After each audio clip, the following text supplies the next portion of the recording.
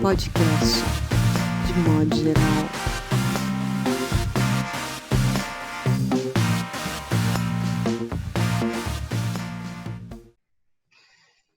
Olá, tudo bem? Está começando mais um podcast de modo geral. Hoje com uma convidada mais do que especial, Fernanda Dumbra.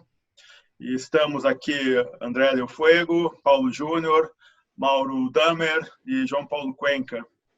Então, como todo mundo sabe, no primeiro bloco nós temos aí a exposição das inquietações de cada um. Depois temos um segundo bloco que é mais livre, mais solto para debate mesmo. E o último bloco, no qual nós apresentamos, nós trabalhamos os nomes que na semana poderiam ser tomados como uma boa personagem de romance. Não só protagonista, mas um antagonista, um vilão, uma testemunha, enfim. Então, mantendo a tradição, vamos começar aí pelo João Paulo Cuenca. Essa semana, bem, hoje faz 3 semanas da minha quarentena e duas coisas. O tempo realmente que parece que passa mais rápido, né? Um dia da marmota que ele vai se repetindo e ele acelera. Então essa semana ela foi mais curta que a semana que passou antes. E ao mesmo tempo, quando você começa a ler, parece que essas 3 semanas vão virar 3 meses mesmo, no mínimo, né? Então, a gente entra num território já... A minha inquietação é essa, a gente não saber quando acaba. E, cara, tem uma galera que tá cagando pra quarentena, né? Aqui em São Paulo, ao redor do Ibirapuera, no Rio de Janeiro, na Praia do Leblon, e nos subúrbios, nas quebradas, e nas comunidades, nas favelas, e na Zona Oeste do Rio de Janeiro. Tipo, a galera tá nem aí. E é uma bomba relógio. A gente vai ver os reflexos disso daqui a 3 semanas, né? Que é quando você se infecta e começa a aparecer, né? Então, provavelmente a gente vai ter que, talvez até por causa disso, ficar mais tempo, né? Quarentenado. Sim, porque tem as pessoas responsáveis e as pessoas malucas, né? Então, as pessoas responsáveis, elas vão ter que se tornar mais reclusas, mais isoladas para compensar essa... Total. Ontem aqui no meu prédio tinha uma festa, cara. Os caras começaram a beber, eu fiquei com inveja. Eles começaram a beber meio-dia e foram até 2 da manhã. Eu tive que fazer o tiozão que liga pro porteiro para reclamar. Eu falei, cara, 2 horas da manhã. Eu falei, eu vou chamar a polícia. Eu tava puto porque eles estavam se divertindo, fazendo uma coisa que eu adoraria estar fazendo e, poxa, mínimo de responsabilidade eu não tô, né? E a galera, cara, era uma festa com umas 20 pessoas no apartamento. Caramba. Gritando, A galera não tá nem aí. E aí, André Del Fuego, o que tu nos conta? Eu fiquei pensando no jejum do Exército de Jesus que aconteceu hoje, o jejum programado pelo Bolsonaro. E é impressionante como ele está sozinho na raia dele, né? Ele inaugurou a própria raia e não tem concorrência para ele. É só ele, que é ele, que consegue juntar todos esses elementos que faz com que ele ainda tenha esses 30%. E eu fiquei pensando na jogada de mestre desse jejum e dessa... Agora, assim, ele aglutinou assim, a maioria desses líderes evangélicos para o jejum, porque muitas pessoas agora estão começam a perder um pouco de sentido, né? Uma ameaça de perder o sentido, né? Porque é o trabalho que se altera, é a ida ao supermercado que se altera, é andar na rua que se altera, é o horizonte. Vi um comentário outro dia excelente, que o horizonte está meio mole, o horizonte está meio amolecido, quer dizer, altera, né? Um pouco o sentido da própria vida ali, cotidiana e tal, e não há nada mais interessante que ele tenha feito nesse sentido do que juntar um demônio contra o qual ele luta, e que é o vírus chinês, ou é a situação inteira em que ele possa, enfim, para ele que ele está sendo traído, o próprio vírus. Então as pessoas vão jejuar contra isso que está aí, né? Contra isso, e assim, e é o inimigo. Isso carrega, ele coloca tinta, carrega esse... Isso é totalmente Idade Média. Totalmente Idade Média. Ele tá um Jim Jones, aliás, né?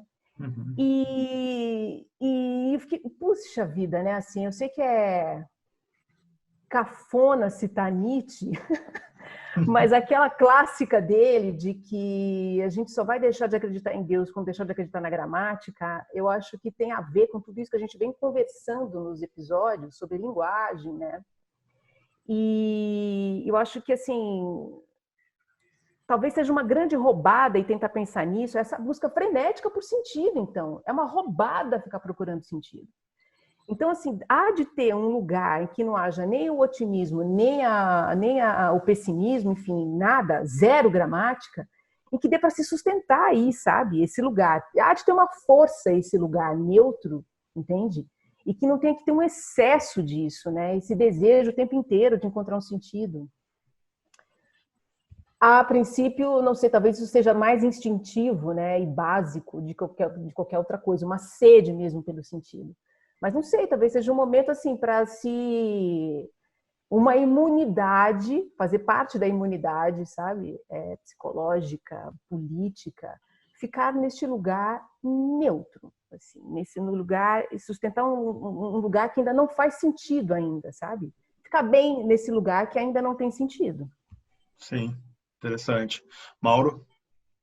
Eu também, eu fiquei um pouco esse negócio de sentido que a gente vem falando e tal, e da linguagem, que é um negócio importante, sim, que eu acho que me incomoda, e eu fiquei pensando, cara, no que vai ser o sentido da arte, entendeu? Nessa semana eu fiquei pensando assim, Boa.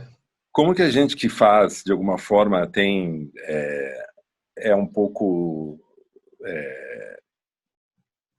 não diria trabalhadores da arte e tal, mas assim, como essas pessoas que lidam com a linguagem vão lidar com isso? Porque tem um corte que está sendo feito, eu acho que é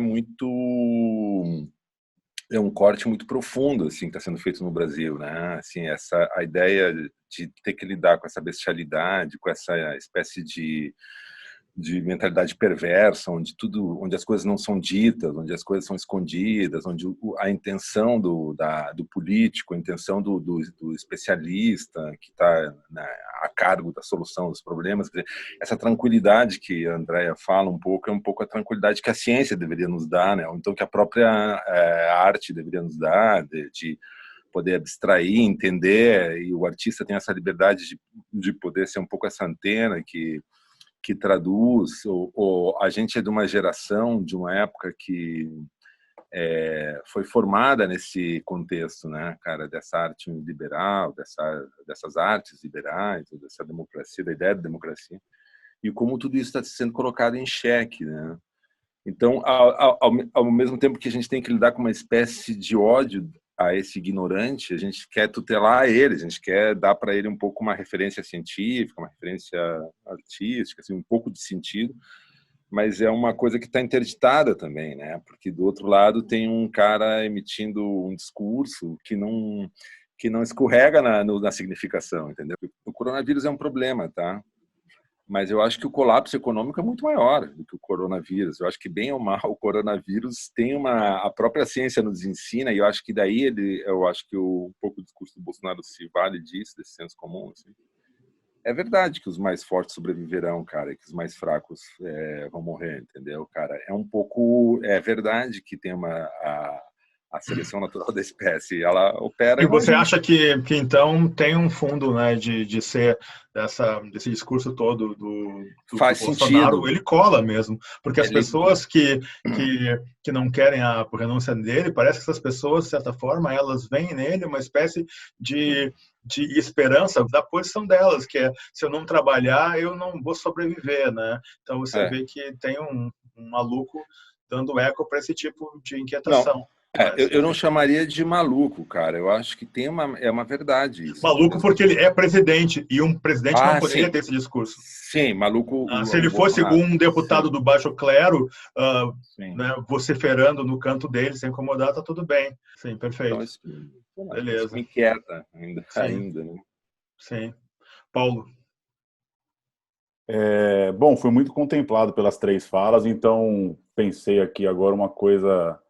para mudar um pouco o assunto, uma coisa mais pessoal, que, enfim, porque tem a ver um pouco com a minha rotina do trabalho, que eu estou muito curioso para ver qual vai ser como vai andar a discussão da nossa relação com a internet, porque eu acho que as pessoas de uma série de trabalhos estão muito convencidas de que, olha, tá vendo?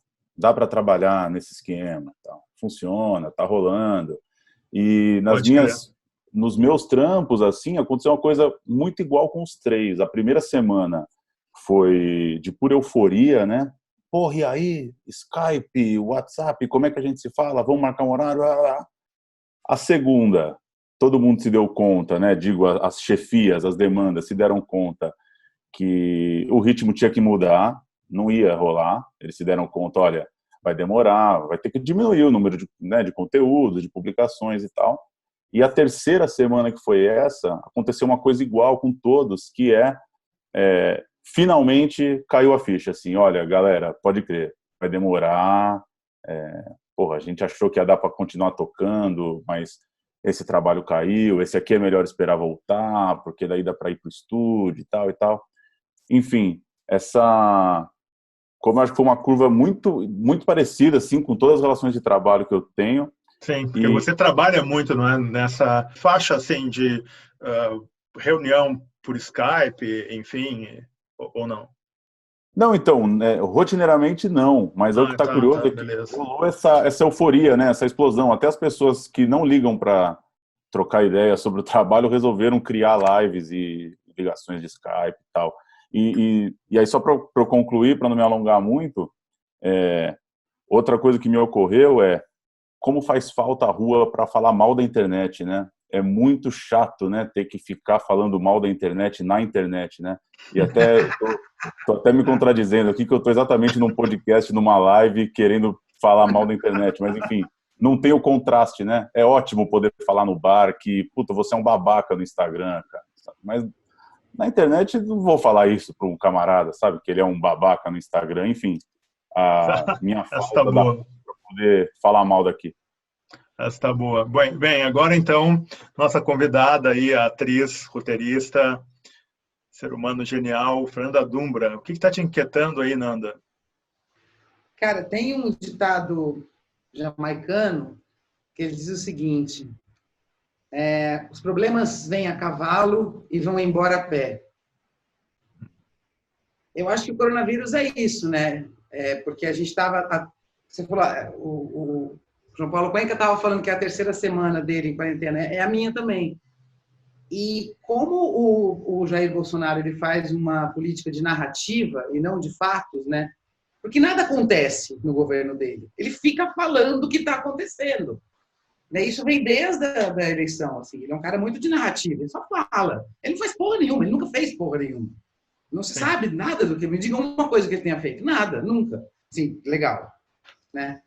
Então, às vezes eu fico pensando o quanto o coronavírus para a gente também chega como uma... Estão contando para a gente o que é o coronavírus. Porque até 3 semanas atrás a gente nem achava que ia chegar perto disso. Né? Tinha uma coisa assim, a gente não se preocupava com isso mais do que 2 conversadinhas por dia. Você viu lá na China? Nossa, tá pegando o negócio lá, hein? Não sei o quê. De repente está aqui. Né? E aí, o que acontece? Isso nos foi contado.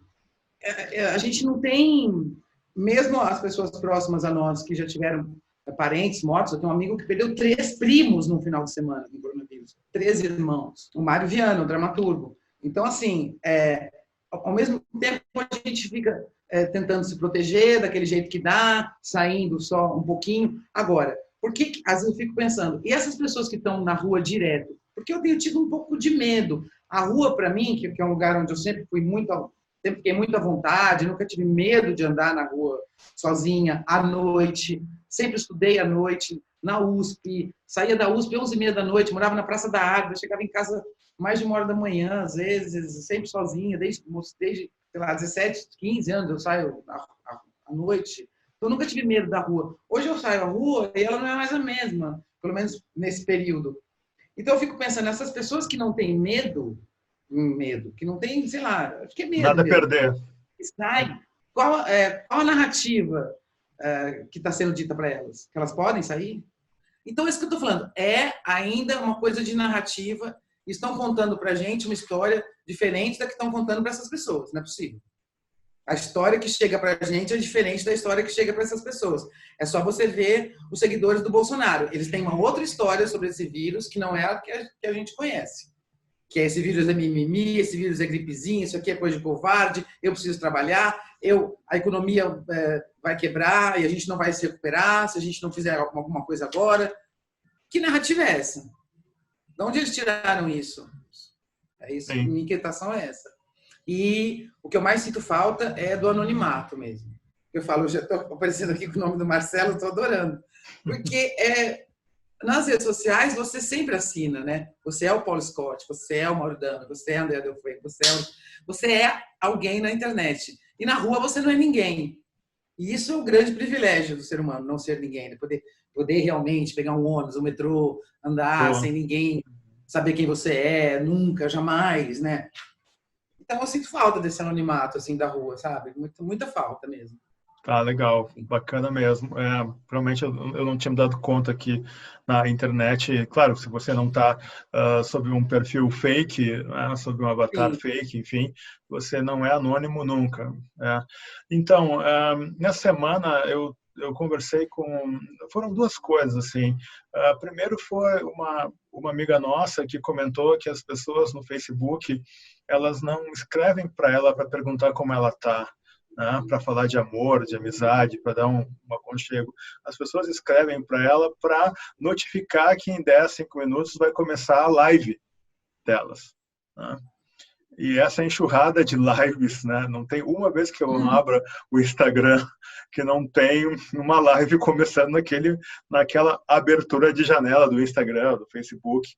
Essa é uma questão que, de certa forma, me inquietou, porque esse acúmulo de lives são registros que ficam na internet. Em algum momento, esse acervo, né, essa exposição de conteúdos, ele vai ser aproveitado de alguma forma e ele vai gerar algum impacto, que vai um pouco na linha disso que o Paulo Júnior comentou. Quer dizer, a gente tem repercussões aí, né? Haverá consequências no nosso modo de nos relacionarmos. Isso que eu não estou nem trabalhando naquela faixa de que talvez essa crise ela se estenda por um ano, né? Ou quase um ano, ou 2 anos, como alguém já falou. Então, quer dizer, de fato, talvez a gente fique bastante impregnado dessa condição.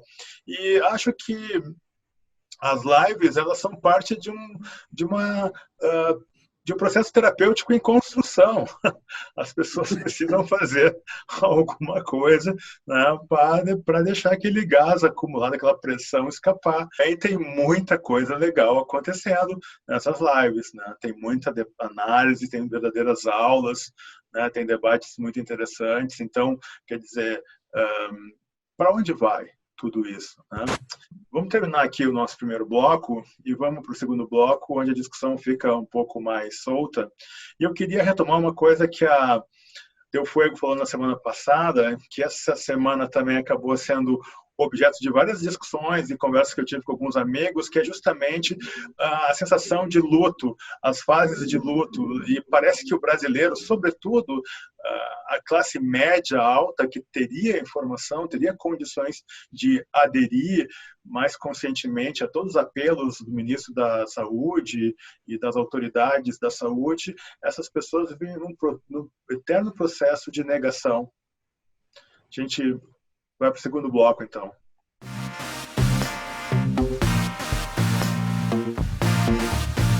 Podcast, de modo geral.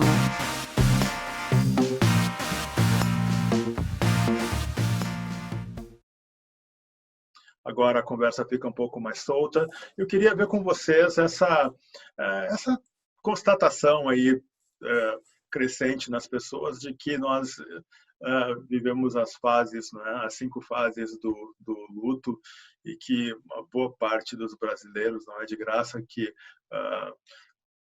uma parte importante dos brasileiros sequer cogita o afastamento, a renúncia do nosso presidente, vive um processo de negação aí. Quem quer começar falando? João? Sobre esse luto, alguns textos foram publicados essa semana, uma entrevista de um autor gringo que eu vi publicado em vários lugares sobre o luto, né? E eu até escrevi isso na sexta-feira na Deutsche Welle, essa sensação de paura, de pânico, de que você não vai ter como se sustentar, onde morar, e você enxerga um horizonte de futuro muito limitado, é como vivem milhões de brasileiros. Quer dizer, não saber se você tem uma cama no hospital é a coisa mais comum no Brasil. Então, de certa forma, é quase como se as classes mais abastadas do Brasil elas tivessem caído na real. Esse luto é o normal, entendeu? Essa distopia é como vivem os brasileiros, é como vivem as pessoas. E aí me dá ainda mais raiva das pessoas que podem não sair na rua, porque não tem que sair para trabalhar para ganhar dinheiro, estão fazendo home office ou o que seja, e continuam saindo. Aí, bicho, é uma falta de noção, de empatia, né? De empatia, enfim, de enxergar o lugar que você tem na sociedade, a sua responsabilidade, né? Mas eu tenho me irritado bastante com esse discurso muito privilegiado, tipo, tem quase uma coisa meio Marie Antoinette da quarentena, e aí tem toda essa coisa do wellness e do self-care, e de, vamos sair pessoas melhores e tal, tipo, ao ponto daquela imbecil da Pugliese escrever "Obrigado, coronavírus", entendeu? E aí tem porra, inacreditável. E aí tem o sommelier de quarentena, que na quarentena você tem que fazer XYZ, tá todo mundo em pânico. Pânico da mãe e da avó e da tia e dos parentes morrerem, entendeu? E tem alguém cagando regra que eu tenho que ser produtivo ou fazer não sei que yoga. E também tem me irritado muito esse discurso completamente desconectado da realidade, que romantiza um pouco a quarentena. Como surgem consultorias que eram super secundárias e desimportantes, e as pessoas, pelo menos que se colocam nesse papel de querer repassar conselhos, elas acham que esse é o momento mesmo. Inacreditável, verdade. Andréa. Eu ia pagar aqui de Maria Antonieta, aqui, falando de um luto do sentido, tá entendendo? Mas daí tá rolando, tá rolando. O Paulo colocou em outro patamar o negócio. E aí eu tô me lembrando aqui, assim, sei lá, meu primeiro luto na vida foi o luto de quando eu perdi a minha avó. Foi a primeira vez que eu senti aquilo e eu não sabia como sentir, assim. Enfim, acho que todo mundo que já passou por isso sabe o que é. E eu sempre fiquei muito impressionada uma vez, conversando com o Daniel Munduruku, que é o escritor indígena brasileiro, contando o luto indígena. E aí, só para, enfim, pensar na linguagem de um luto, assim, de um povo originário, assim, das nossas raízes, assim. E daí eu fiz a pergunta idiota para ele, que é aquela assim: por que a história de não se deixar fotografar, né, do povo indígena não se deixar fotografar? Qual é a questão da foto? E ela tinha relação com o luto. E ele disse que, então, assim que esse ente querido morre, se chora por 3 dias, se faz uma beberagem e chora aquilo tudo que se pode naquele momento. E a intenção é fazer com que aquela figura saia da lembrança para ir para a memória. E é tão interessante isso, então, justamente porque você não pode ver a foto do ente querido de novo, porque você vai fazer o luto outra vez, porque você tirou a pessoa da memória e trouxe para a lembrança. A lembrança como uma coisa presente que vai afetar uma decisão ali imediata, né? E vai para um outro lugar, né? Mas é um lugar, um reservatório, memória, né? Mas não é um esquecimento, é uma outra coisa, é um outro lugar, né? E aí, enfim, a gente está falando de luto, de um momento como esse, é porque muitas pessoas acreditam que a gente rompeu com alguma coisa que não volta mais. Por isso, um luto. Se acabou, alguma coisa acabou aí, né? E começa outra vez, e começa outra. Sim. Eu sou um pouco cética com isso. Eu acho que os beneficiários desse momento pré-corona vão lutar, conservadores, para manter esse benefício pós. Não acredito também num rompimento completo que justifique mais adiante, olhando depois para trás, um verdadeiro luto mesmo. Acho que por enquanto é uma mudança no cotidiano e são pequenas despedidas, mas acho que elas são provisórias de alguma maneira, né? Provisórias assim, pode ser uma coisa provisória que dure a doença 2 anos e a recessão e, enfim, a crise econômica pode durar 10, mas ainda assim tem um tempo, né? Sim, exato, André. Nanda, eu conversando com um amigo meu, ele me disse que o brasileiro ele vai pegar as 5 fases do luto e ele vai transformar em 3. Ele vai ter a negação, a barganha, e aí o brasileiro já vai saltar direto para o esquecimento, né? E então, porque como é típico. Eu queria saber, Nanda, ficando um pouco na barganha, você acha que nas ruas agora ficou mais difícil de barganhar o trânsito e o espaço e a sensação de que aquele espaço é de todos? Como é que você está sentindo hoje aí no centro? Sobre essa coisa do esquecimento, eu acho que é mais fácil esquecer quando acontece com pouca gente, ou com menos pessoas, assim. Por exemplo, essa história das pessoas esquecerem ou negarem a ditadura, por exemplo, fica parecendo que a ditadura é uma coisa que aconteceu com algumas pessoas. Uhum. Alguém conhece alguém, tem uma amiga da minha tia que foi... Mas fica uma coisa bem assim, o Covid parece que mexe mais com essas pessoas que são dadas ao esquecimento, porque parece que vai ser mais difícil de esquecer, porque é muito declarado, passa todo dia, toda hora na televisão, o tempo inteiro se falando disso. E eu acho que a gente vive um pânico criado por camadas de luto, assim, sabe? Porque assim, tem desde o luto de eu achar que meu trabalho pode parar a tempo de eu não estar viva quando ele voltar. Por quê? Vamos supor, eu faço teatro. O teatro ele vai sobreviver a mim e a todas as pessoas desse mundo, como sempre sobreviveu a muitas e muitas guerras, né? Tem aquela peça muito linda do Bosco Brasil, Novas Diretrizes para Tempos de Paz, que depois virou filme, com Tony Ramos e o Dan Struba, que se passa na Segunda Guerra, e o personagem do Dan, que é um ator, tem uma hora que ele fala assim, para que serve o teatro numa guerra? Ele fala, para que serve eu não sei, eu só sei que eu vou fazer. Eu vou continuar fazendo. Então, assim, eu trabalho com uma atividade que ela demanda aglomeração, por exemplo, que é uma coisa que eu acho que por um tempo vai ficar sendo evitada. Não sei. Ou as pessoas vão querer ir ao teatro depois porque vão estar com saudade, sei lá, aquelas 6 pessoas vão estar com saudade. Enfim, eu só acho que a gente tem um medo do luto de morrer, efetivamente, de alguém que a gente ama morrer nessa situação, nessa condição terrível que é você sequer poder prestar uma homenagem decente para aquela pessoa que você ama, né?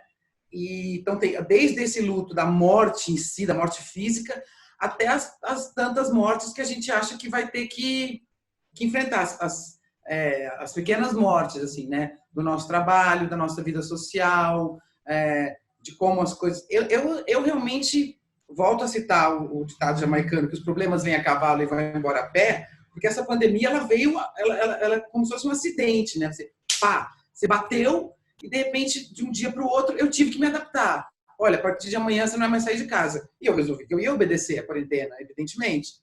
E aí você fala, nossa, aí começa a vir uma série de problemas. A quarentena começa a apresentar as fases dela, que a gente já falou aqui. No começo, nem vamos fazer live, vamos ler poesia, vamos cantar na janela. Depois a gente não vai mais ser assim. O mau humor começa a imperar entre as pessoas, nas relações. Ao mesmo tempo que você está de mau humor, você tem que estar dando uma super esperança para aquela pessoa dizer assim, imagina, não vai dar nada, amanhã a gente vai estar bem de novo, e amanhã. Enfim,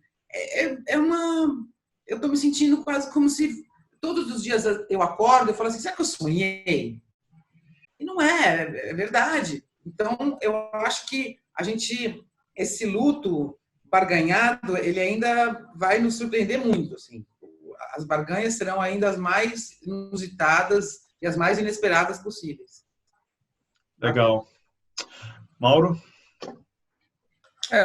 Eu acho que tem duas coisas que eu estava pensando assim. Uma coisa é o coronavírus, tá? Eu acho que é a quarentena obrigatória, tal. Que eu acho que até a humanidade já teve outras quarentenas, gripe espanhola, enfim, tal. Outra coisa é o colapso econômico que está rolando aí, né? Então, acho que, no fundo, por exemplo, o Bolsonaro está cagando para a quarentena, para a vida das pessoas. Ele está mais preocupado com a meia dúzia de empresários que apoiaram ele e que esses caras vão se ferrar muito, entendeu? Estão se ferrando muito, assim. Acho que uma coisa é quem tinha, por exemplo, dinheiro na bolsa e desde o início do ano perdeu 30% da grana, ou em semanas perde, né? Então, acho que tem a crise econômica que está por trás, que tem um contexto econômico ali e tal, é diferente não é que seja separado, mas é diferente, entendeu? Porque a gente até poderia suportar uma semana de coronavírus, tá? Um mês de coronavírus, 2 meses de coronavírus, se tivesse um Estado articulado, um Estado democrático. Eu acho que, por exemplo, o que na Finlândia ou na Alemanha é bem diferente do que eles estão sentindo lá do que a gente está sentindo aqui. Boa parte do desespero da gente é porque a gente está vendo que vai colapsar mesmo, né? Agora, quando eu fui dar uma olhada no Twitter aqui e tal, e aí, assim, tá o Kennedy Alencar brigando com o general Heleno, o Darcísio Peronde brigando com o Kennedy Alencar. Quer dizer, tem um oportunismo aí político que está rolando, que eu acho que ele é muito mais nocivo do que o próprio vírus, assim. Por exemplo, a gente até fala bastante aqui, às vezes, do jornalismo, né? Na semana passada, o Dória se aliou ou mandou um tweet ali dizendo que o Lula o Lula não se aliou, né? Não se aliou, mas, ou seja, mandou, assinou.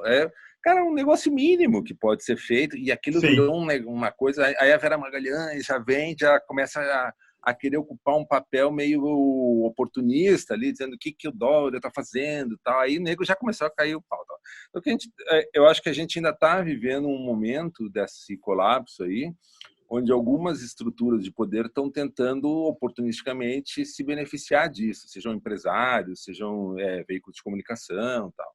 Mas eu acho que a tragédia é maior mesmo. E não é maior por causa do vírus, é maior porque é uma tragédia moral. Assim, o que a gente tem, o que o Trump fez com o Bolsonaro, com o Brasil, ou com o mundo agora, de pegar e confiscar máscaras e confiscar, e mandou uma tropa, uma esquadra de navios aqui para atacar a Venezuela. Quer dizer, o contexto é muito mais complexo, assim. A gente está apavorado com o coronavírus porque ele de fato, a gente está correndo risco de vida, assim, né? Mas eu acho que também não seria tão problemático se a gente tivesse um governo minimamente iluminista. O problema é que esse governo ele quer aproveitar a crise do coronavírus para poder terminar o trabalho sujo que eles estão dispostos a fazer, entendeu? Então, assim, nesse momento, eu acho que são duas... o luto é mais pela democracia, eu sinto, assim. Não me incomoda muito, assim, eu tenho que ficar em casa. Tudo bem, eu fico, já tenho uma vida meio quarentenada, assim, mas eu acho que o pior é saber que a gente tem um governo que não vai garantir emprego. Quer dizer, 90% dos meus amigos não têm renda, cara. Já são freela, porque trabalham em produtora, não sei o que e tal. A gente está muito perto da classe C e D, velho. A gente está muito fodido no Brasil, porque realmente esse governo não faz nada. Ele não tem projeto para o Brasil. Que não é esse, criar mais tumulto. Então, hoje, aí, no meio de toda essa confusão, tem um juiz do TSE que quer caçar o PT, por exemplo. Foda-se o PT, entendeu? Mas, no fundo, ele quer foder o Brasil. Não é o PT que ele quer acabar, Então, eu acho que a gente está vivendo eu estou em luto mais pelo Brasil do que pelo coronavírus, eu diria. Eu me sinto mais... eu acho que isso acabou e nunca mais vai voltar, entendeu? Aquele Brasil que a gente viveu depois da guerra não volta mais mesmo. E aí, isso eu lamento, assim, sei lá, lamento profundamente. Paulo? A única, enfim, complementar um pouco, fiquei pensando que acho que essa síntese também das redes sociais tem misturado um pouco esses dois lutos, né? Tem a questão da morte sem cerimônia, da despedida sem velório, cerimônia, enfim, o que a família seguia ali, que para muita gente é o que define de fato uma catástrofe. Acho que talvez não tenha nada pior do que daqui a uns anos alguém falar para você, porra, foi foda lá no corona, tal pessoa morreu e não teve nem nada, tá? Isso é irreversível. Agora, esse luto de um modo de vida, assim, eu acho que ele tá indo meio na carona, assim, na verdade.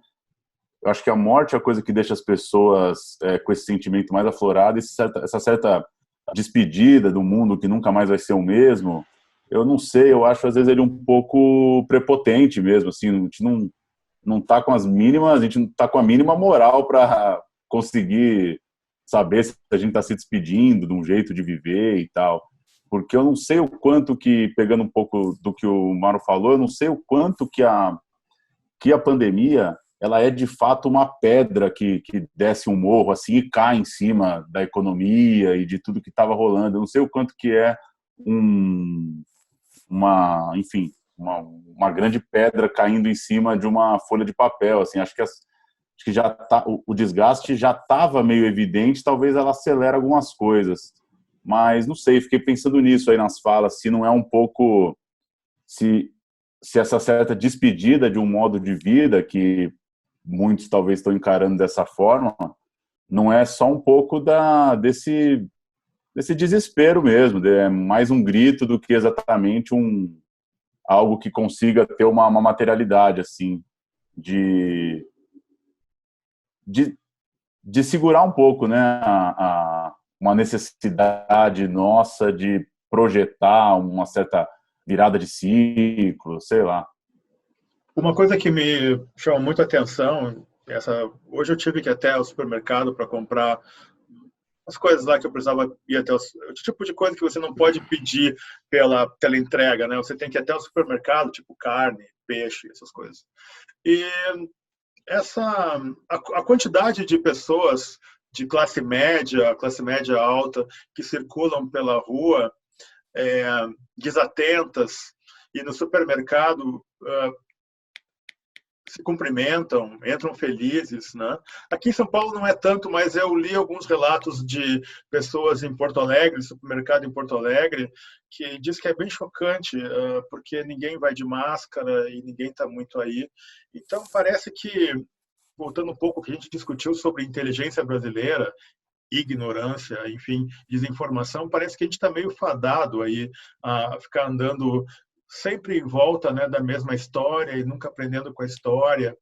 E nesse sentido, eu estou bem curioso aí para ver, Mauro, não só os diários dos artistas ou da esquerda, dos professores, das pessoas que querem um mundo melhor, mas eu quero muito ver, quando o bicho começar a pegar, os diários Claro que esses caras nem vão fazer diários, né? Da extrema-direita, dos bolsonaristas mesmo, né? As pessoas que em algum momento vão ter que botar os pés na realidade, porque essa realidade, nunca esqueçam, nessas fases do ciclo do luto, tem a negação e depois tem a raiva, né?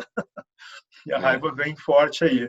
Mas uma coisa para aproveitar a presença da Nanda aqui. Nanda, conta como tem sido os teus dias aí.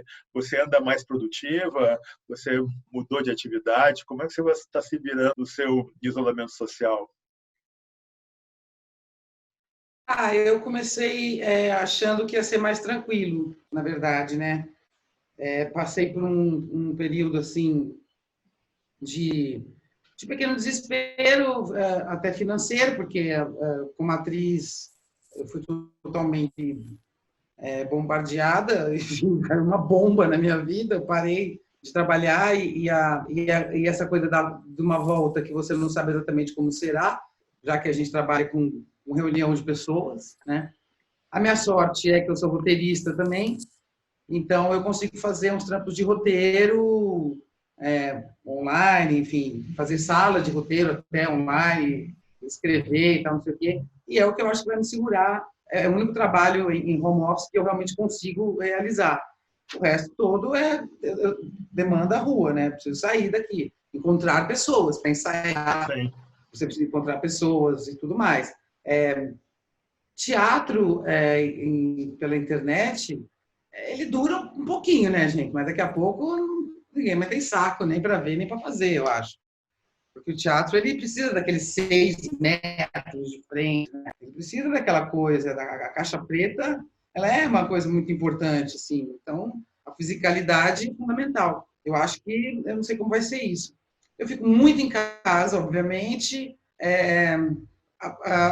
uma coisa muito louca, né? Porque você fica cozinhando muito, sujando muito, limpando muito, e aí o dia voa mesmo, assim, eu comecei também a me cobrar menos essa coisa do tipo, você tem que ter uma rotina, eu não tenho que ter nada, eu tenho que me manter minimamente sã, lúcida, razoavelmente equilibrada para lidar com exatamente uma situação de guerra, onde você tem que respirar e dizer assim, não, calma, calma, não surta.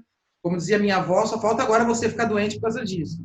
Quer dizer, fique doente se for para ficar doente mesmo, não fique doente. Tem aquela história, né, aquela fábula boba, mas que tem a ver, que a peste chega numa cidade e fala para o rei, num país, perdão, e fala para o rei, vou matar 10 mil pessoas. Ele fala, não, de jeito nenhum, só, eu vou matar 10 mil pessoas, quer você queira ou não. E morrem 100 mil pessoas. E ele cobra dela. Você disse que ia matar só 10 mil pessoas. Ela fala assim, eu matei 10. Os outros 90 mil morreram de medo. Eu fico também me cuidando para não morrer de medo, né? Assim, ou de não colapsar, assim, de medo. Porque concordo com o Mauro, assim, a economia vai ficar pior, tá ruim e vai piorar. João, tu queria colocar uma outra questão aí? Não, eu acho que a gente podia falar um pouco do que aconteceu, dessa coisa do Bolsonaro hoje, né? Ele falando, teve essa coisa do jejum absurda e dele falando, mais uma vez ameaçando o ministro da Saúde de demissão, mas de uma forma muito bem violenta, né? Dizendo que ele tem a caneta e essas pessoas estão falando demais e ele pode usar a caneta dele a qualquer momento. Mas eu não sei se vocês perceberam isso, o que me chamou mais a atenção desse vídeo é a completa dissociação entre o que ele fala e a expressão nos olhos dele. Porque ele tem olhos de quem está com medo. E são os olhos, quase como os olhos de um cordeirinho indo para o abate. É a primeira vez que eu vejo essa expressão de medo, de fim, de linha mesmo. Eu acho que tem um lado dele que sabe que ele está completamente nas cordas. E eu acho que ele está mesmo, não sei se vocês concordam comigo. Mas o que me chamou mais a atenção o discurso é violento, até a postura física também, mas o olho está com medo. Interessante. Tem a vaidade de ser um grande estadista, assim. Ele tem. Ele não sabe como. Mas gente, ele foi eleito. Imagina o que é na cabeça desse cara, acordar todo dia de manhã assim, eu sou o chefe maior do Estado brasileiro. Cara, o cara é o chefe maior do Estado brasileiro. Aquele bolha, ele acorda e isso é uma informação real. Né? Então, assim, eu acho que, no fundo, até por vaidade ou por loucura, ele se preocupa em ser um presidente bem lembrado. E ele sabe que ele será mal lembrado. Eu só acho que ele não tem noção de que seria tão mal, de que a coisa seria tão difícil assim. É isso que eu penso. Né? Eu acho, Nanda, que tu tem razão quando eu penso que tu tem razão, sobretudo considerando, João Paulo Cuenca, que ele é cercado por pessoas muito vilãs, não é? Quer dizer, pessoas que compactuam com essa imagem, essa autoimagem que ele tem de si mesmo, de um Messias, de um Salvador, porque esse cara chega onde ele chegou, vivendo, como a Fernanda diz, uma narrativa que para ele faz sentido, porque ele é uma das pessoas mais coerentes que apareceu aí nos últimos anos, de certa forma, e ele tira uma força disso, mas eu não consegui ver medo exatamente nos olhos dele, João Paulo Cuenca. Mas eu acho que realmente o que aconteceu hoje é mais um capítulo a se considerar aí, né? Eu acho que ele tá com ódio, cara. Eu também vejo um medo que é aquele medo do cara que vai fazer uma merda sem tamanho, entendeu? Ele tem um olhar ali meio maluco mesmo, assim, entendeu? E eu acho que ele representa esse brasileiro médio, cara, que é burro pra caralho, assim, que a gente, assim, que mais que se sente o macho que toma um trago e vai dirigir, vai sair da festa e vai empurrar o carro. Eu acho que ele não, a cabeça dele não vai muito além disso, entendeu? Ele é um cara que foi tolerado pelo exército, né? Ele sabotou o exército, sabotou o Brasil, então ele tem na história dele essa espécie de visão perversa mesmo, assim, eu acho que esse cara é um baita perverso mesmo, então. O Bolsonaro é esse personagem, né, que eu acho que ele vai até o fim, assim, entendeu? Ele vai deixar o estrago grande mesmo, assim. Então, isso que me choca é a gente, como sociedade, ficar vendo toda essa tragédia aí. Paulo, vocês escutaram o discurso da rainha da Inglaterra? Eu vi, mas não escutei. Eu só vi que ela tinha falado, e aí eu vi o Álvaro Pereira Júnior elogiando, se chamando de punk. Eu disse, não, pô, eu tô bravo com toda a imprensa, velho. Então, não, é porque os caras falam uma merda. É porque talvez não tivesse tanta importância, não é? Quando você começa a fazer os contrastes, as comparações. Agora que o João Paulo Cuenca trouxe essa questão do Bolsonaro, o discurso dela que eu escutei, que não me pareceu assim nada de impressionante, mas extremamente sóbrio, porque, enfim, tem todo um histórico que ela conheceu, que ela viveu e que ela recuperou nesse discurso, e que é totalmente o contrário do que potencialmente é possível de acontecer no Brasil, né? Parece que não tem uma pessoa hoje que participe dos três poderes que possa, porque não se esqueçam, esse espaço público nas TVs que o presidente tem ocupado, o ministro do STF pode ocupar, e o presidente do Senado, né? Mas eles têm medo, cara. Eles têm medo da loucura. Não querem ocupar, é porque eu acho que eles têm medo mesmo. Eles têm medo, cara, porque é uma gangue, cara. É uma gangue que manda matar. Quer dizer, quem é que mandou matar a Marielle, velho? Entendeu? Qual é a relação ali que aconteceu ali? Que o matador tá ali, vizinho dele. Quer dizer, então a gente está um pouco vítima da narrativa, que nem a Dumbra estava falando ali. Quer dizer, então ninguém sabe quem matou Marielle, ninguém sabe que o cara é miliciano, ninguém sabe. Okay. Então a gente tem que fazer tanta concessão a um discurso louco, assim, que daí fica todo mundo engessado. Que ele acaba hegemonizando, de certa forma. Sim, João.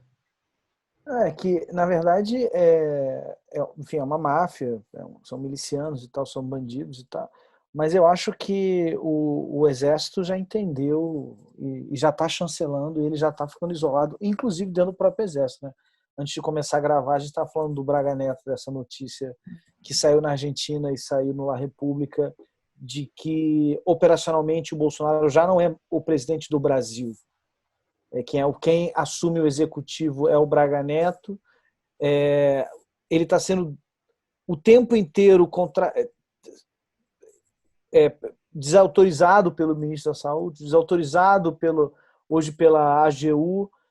Quer dizer, repito, sempre quando a pessoa tem que ficar lá que ela é o presidente, que ela tem poder, o que ele fez hoje, falou, eu sou o presidente, eu tenho a caneta, eu posso fazer... Se ele tivesse poder, ele não precisava falar que ele tem. Exatamente. Então ele tá tipo, visivelmente evaporando. A questão é até que ponto ele vai aceitar ser chancelado dessa maneira por um generalato que não é tão simpático a ele, muito pelo contrário, porque ninguém respeita ele dentro das Forças Armadas, porque ele é um sabotador, ele foi expulso. Mas ele tem um carisma muito grande e ele tem uma ascensão muito forte. Baixo oficialado. Baixo oficialado.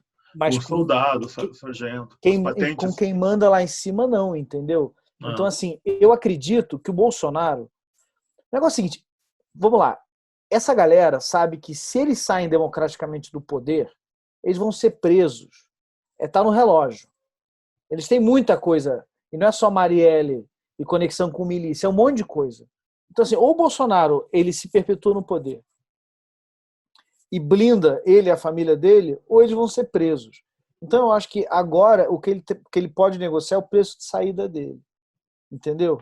Sim. Eu acho que talvez ele esteja para negociar isso. Essa é a opinião predominante entre os analistas, pelo menos até sexta-feira. Era um pouco isso, né? Ia um pouco nessa direção aí. Então, vamos aproveitar e encerrar o segundo bloco do podcast, passando então para o terceiro bloco, onde apontaremos figuras e pessoas que mereceriam funcionar como personagem de um romance.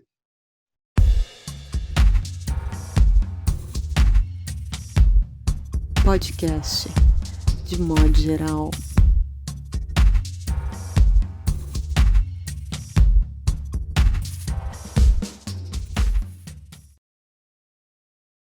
Muito bem, voltando então com o terceiro e último bloco de modo geral. E nele nós apresentamos então e trabalhamos, discutimos, na medida do possível, figuras que dariam boas personagens de romance. Vamos começar hoje pelo Paulo. Eu pensei num personagem que talvez poderiam ser vários, que é o privilegiado, fisgando algumas discussões tão pequenas às vezes e com esse desgaste que as palavras acabam tendo nas redes sociais. Tinha dois conhecidos meus basicamente discutindo quem tinha mais privilégio, se ele com carteira assinada tendo que ir trabalhar porque ele trabalha numa fábrica que ela não parou, ou se o outro que está mais seguro do ponto de vista da pandemia em casa, mas está duro porque é um PJ que não tem o que receber no dia 5.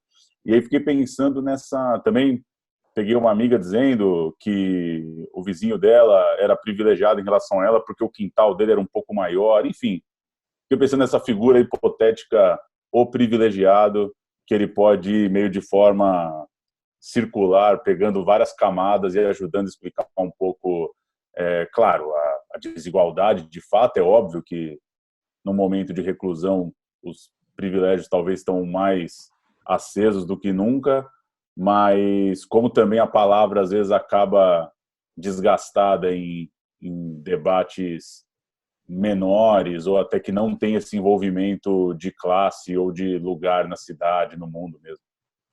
Sim, perfeito. Mauro?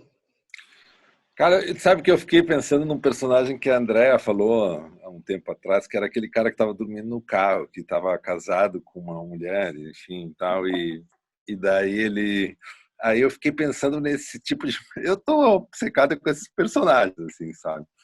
Daí fiquei pensando nesse personagem, assim, que tem que lidar com essa situação e não tem sem saída, né? Então aí a saída é dormir no carro, a saída é um pouco aceitar o que rolar, né? O engraçado que eu falo isso, mas eu moro perto da minha namorada e tal, né?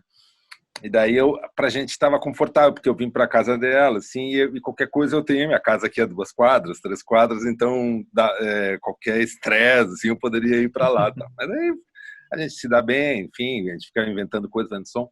Mas daí, assim, ó, eu comecei a trocar o sifão da água, limpar. Eu entrei numa viagem com ela. E daí fiquei assim, limpando cortina, passando VAP e tal. E daí, nessa coisa que a gente estava falando no início do tempo, meu tempo foi pro saco, né? Porque daí eu tinha que trabalhar, acabar uns trampos que eu estava fazendo e tal. Mas, cara, eu comecei a deixar, foda-se, sabe? Comecei já a não acabar a merda nenhuma e achando legal ficar cozinhando, ficar limpando ali Quer dizer, no fundo, é porque faz um pouco a coisa junto ali, daí no início me parecia, não, eu tenho que trabalhar, eu tenho que fazer tudo e tal.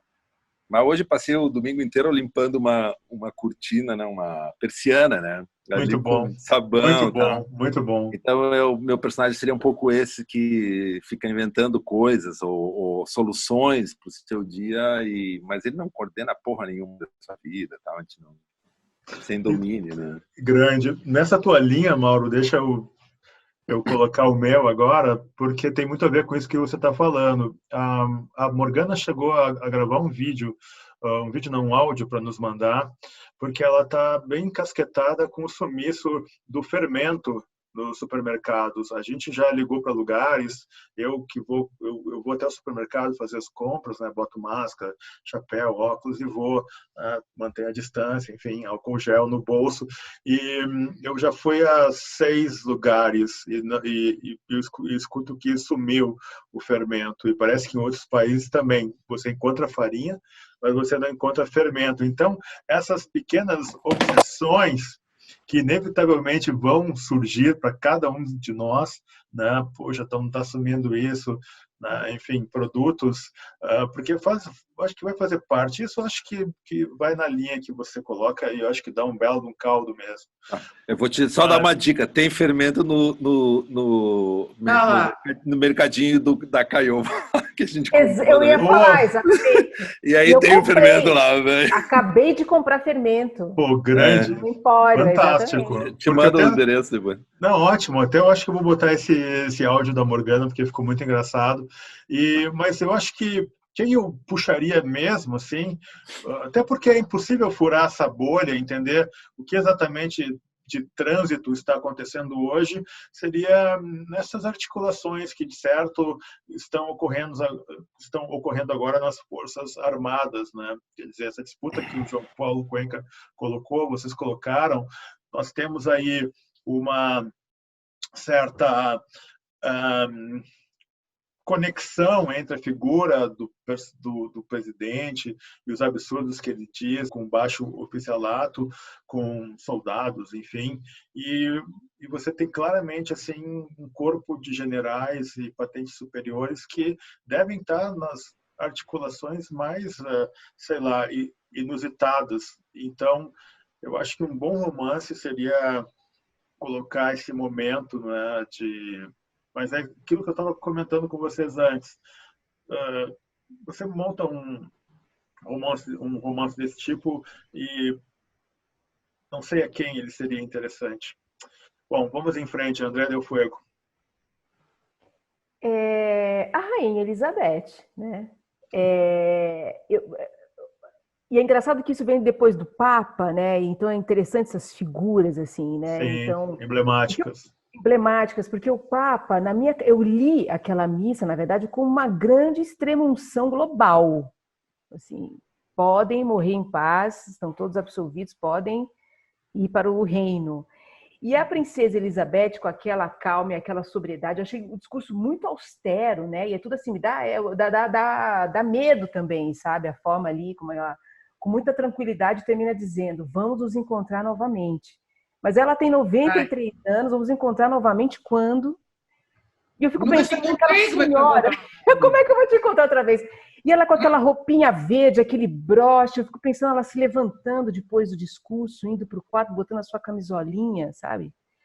E, enfim, acho que dá uma voz de um personagem e tal, assim. Sem dúvida. Aquela roupinha, aquele jeitinho, aquele cabelinho de algodão, vamos nos encontrar novamente.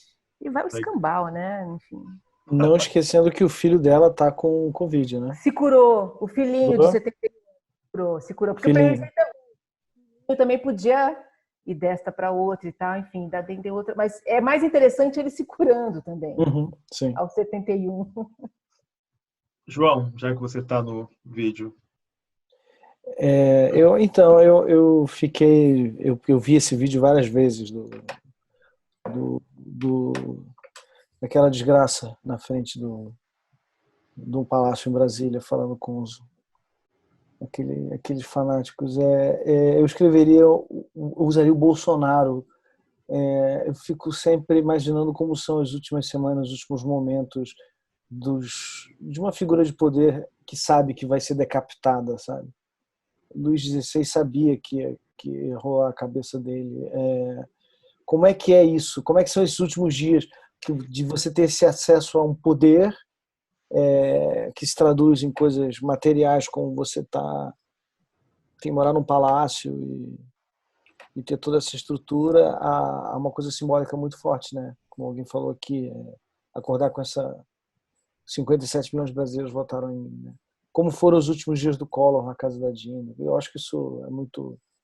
Então eu escreveria... Eu acho que é um personagem muito interessante também, por mais que seja um fascínora, um narcisista perverso, um sociopata, tudo isso, ele parecer, é que não deve ter muita relação afetiva, né? Com os filhos, por exemplo, com a mulher. A mulher sumiu. Não tem muitos amigos, né? Uma figura dessa. Então, ele deve estar muito sozinho. Depois, vejam de novo esse vídeo. É muito simbólico. É comovente, é forte, eu concordo. Primeira vez que ele tem essa expressão nos olhos.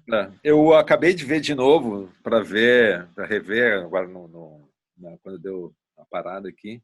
E eu acho que eu concordo contigo, cara. Ele tá com medo ali. Eu vi o ódio, mas eu acho que eu vi medo também ali. Um negócio meio cinza ali, meio... Ele sentiu, né? Eu acho que ele E tá tinha um com medo. discurso dos evangélicos dizendo para ele, quando ele tomou posse, de que ele não era... A posição que ele ocupava, Deus capacitaria ele para ocupar aquele lugar. E, de alguma maneira, esse Deus deu uma afastada. Eu acho que ele está se sentindo sem essa capacidade, prometida pelo céu, sabe? E ficando nu mesmo, sabe?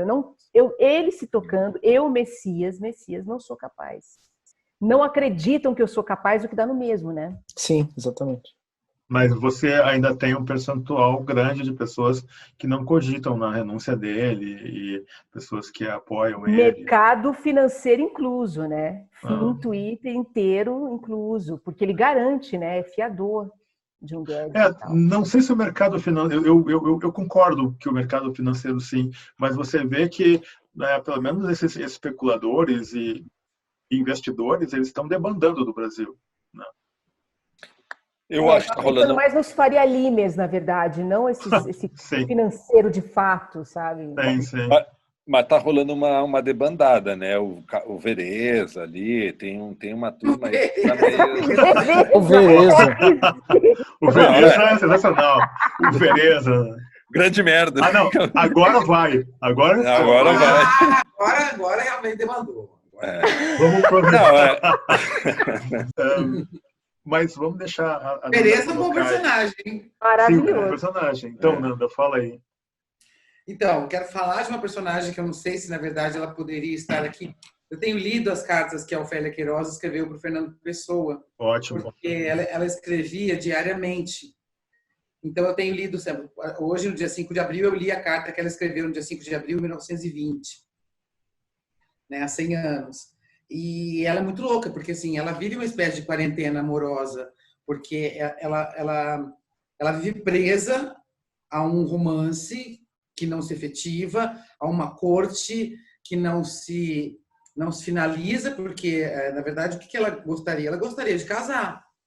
Ela gostaria de ter uma vida normal de uma mulher em Lisboa, próxima aos 30 anos, com 20 e poucos anos. Ela conhece o Fernando Pessoa com 19, e ela vai até mais de 30 sem casar. E ela, sabe, então, assim, é quase como uma coisa assim, uma sensação que a gente tem igual, assim, meu, quando é que isso vai acabar? Quando é que eu vou casar?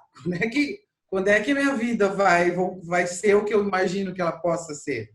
No caso dela, nunca foi, né? Enfim.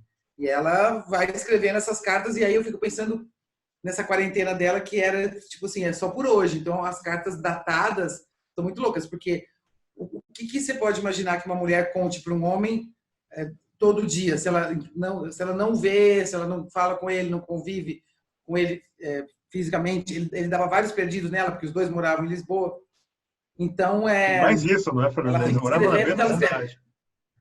Morando na mesma cidade. Se ela escreve dia 2, dia 3, dia 4, dia 5, dia 6, dia 7, dia 8, ela não conta quase nada de diferente, é sempre quase a mesma coisa. Olá, meu amorzinho, onde você está? Eu vou dormir, hoje eu não fiz quase nada. Olá, meu amorzinho, não sei o que, né? Enfim. Mas eu acho que um personagem interessante, hoje em dia, seria um personagem de animação, que seria o próprio vírus, né? Um vírus que acorda na China e resolve viajar. Olha, eu vou viajar, eu não vou ficar aqui. Eu quero conhecer o mundo. E uma bactéria amiga dele fala, bom, como é que você vai conhecer o mundo? Você não pode viajar, você é um vírus. Você não tem passaporte, você não tem residência fixa, você não tem comprovante de renda. Ele fala, eu não viajo, mas as pessoas viajam. Eu vou viajar com elas. Eu vou com elas. E você, bactéria, você não vai porque as pessoas já te conhecem e sabem lidar com você. Mas comigo elas não sabem lidar. E enquanto elas não conseguirem lidar comigo, inventarem uma vacina, enquanto elas não me matarem, eu quero ver quantas pessoas eu mato. Vamos ver quem pode mais, eu ou o ser humano. E ele entra num embate real. E como ele não tem moral, porque ele, na verdade, sequer é um ser, né, um aglomerado ali de proteínas, sabe que porra é aquela? Ele não tem... Ele é um personagem totalmente amoral, entendeu? Ele não tem problema nenhum em matar. Ele só não quer morrer. Né? Então, eu acho que pode ser um bom personagem, assim, daqueles tipo de filme de ação, mas do ponto de vista dele, assim, e não do ponto de vista dos cientistas que querem descobrir a cura. Não, de um cara que quanto mais tempo as pessoas levarem para descobrir a cura, melhor para ele. E acho que podia acabar com o mundo sendo totalmente destruído mesmo por ele, até que ele mesmo fala, bom, e aí, agora destruir o mundo, e como é que, para onde eu vou? Né? Se eu destruir tudo, o que me restou? Que aí é uma analogia paupérrima com nós mesmos, né? Que assim, a hora que a gente destruir tudo, o que vai acontecer? Nada, é isso que a gente está fazendo. A gente é tipo um grande vírus, a gente está destruindo tudo. Parabéns para nós, né? O ser humano realmente é a pior dos animais. Pior do que um vírus, que não chega a ser um animal. Muito é bom, isso, acho que o vírus é um bom personagem. Muito bom. Essa perspectiva que você colocou, eu li um artigo na New Yorker que era nessa linha, assim, o cara ele colocava dados da biologia, enfim, mas ele falava sobre o ponto de vista do comportamento do vírus, e eu achei aquilo muito bacana, porque é uma disputa procurando o corpo, essa mutação dele ter migrado de um corpo de um animal, como o João Paulo Cuenca colocou bem no último podcast. Quer dizer, esse é um comportamento,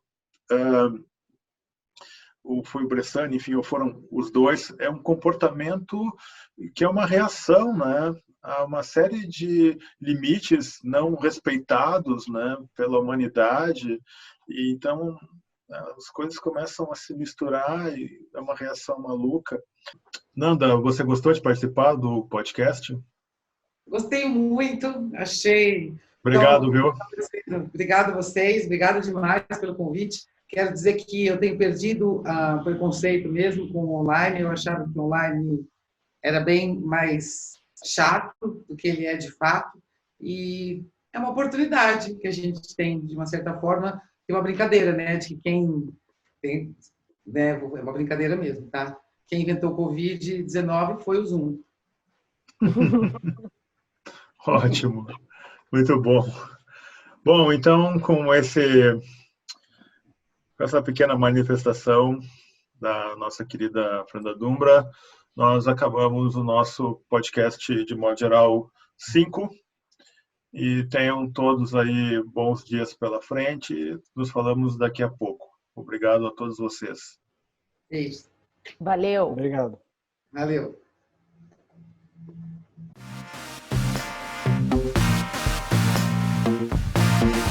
Podcast de modo geral.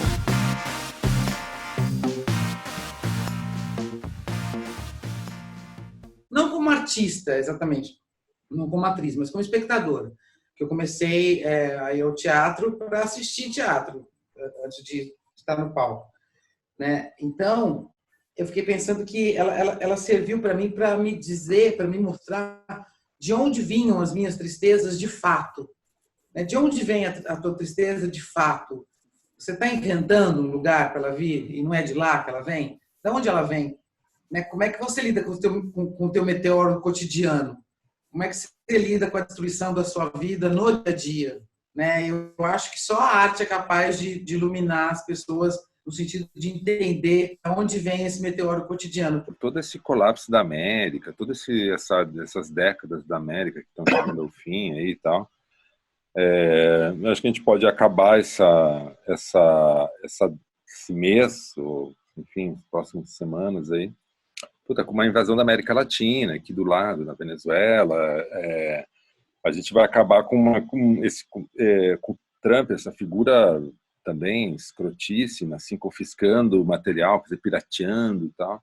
Eu acho que isso daí vai afetar muito, cara, essa paz americana dos últimos 50 anos que a gente viveu, e todo esse ordenamento liberal das artes, do cinema, da música. Ao mesmo tempo, 2 amigos donos de sebos venderam pra caralho essa semana, né? Incrível. Né? Como eu fiquei pirando mesmo hoje, conversando com um amigo também sobre streaming de filme, o que ele estava assinando, o que não estava. Vai saber também se esse momento um pouco mais atento à internet não dá uma reajeitada aí nas curadorias, né? Porque uma salada, assim, é insano, né? Todo Essa mundo é uma boa questão. Isso aí. Outro dia um amigo me mandou um link dos 150 melhores documentários. Eu falei, cara, me fala um aí, me fala um filme que você viu. Eu não vou salvar essa lista, sabe? E a gente tá nesse acúmulo, né, cara? Esse depósito de coisa, né? E aí, não sei, vi várias coisinhas assim, eu fiquei pensando. Vi uma amiga veio me perguntar se eu já tinha comprado um audiobook, que ela comprou um e achou um barato. Aí esse outro amigo do sebo dizendo que estava vendendo por WhatsApp e tal. Então, sei lá também se não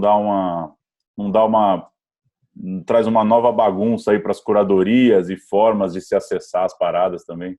Tem uma coisa de uma expectativa de que o escritor ele faça um registro do seu tempo, quase como uma coisa de cartório, assim, sabe, que autentica aquele tempo, diz o que é aquele tempo, né? E nesse momento essa coisa toda fica descartável, é um escrever apesar disso, né? Então, quer dizer, a escrita nesse momento talvez ela fique para a gente menos pública, porque até a gente não sabe nem se vai publicar o que vai escrever, mas Sim. ela volta para um lugar íntimo que eu acho que vai fazer um bem do caralho, sabe? Assim, só tem como nutrir, expandir e partir para um outro caminho, assim, sabe? Escrever sem a plateia, escrever sem se perceber lido, sabe?